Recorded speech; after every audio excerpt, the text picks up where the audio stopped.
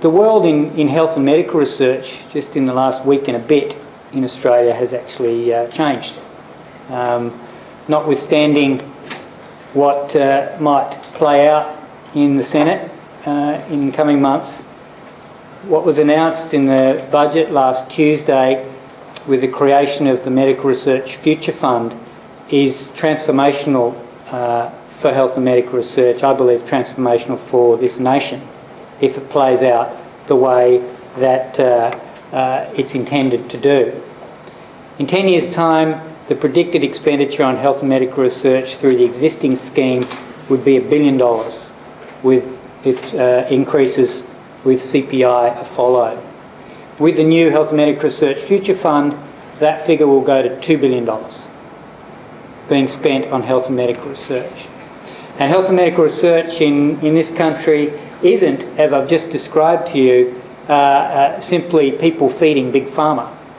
It's servicing all of Australia. It's servicing the poor and the vulnerable in this community. It's even servicing those in neighbouring countries. It is non-discriminatory. It is prevention-based. It is population-based, as it is trying to find new treatments and drugs as we traditionally understand it.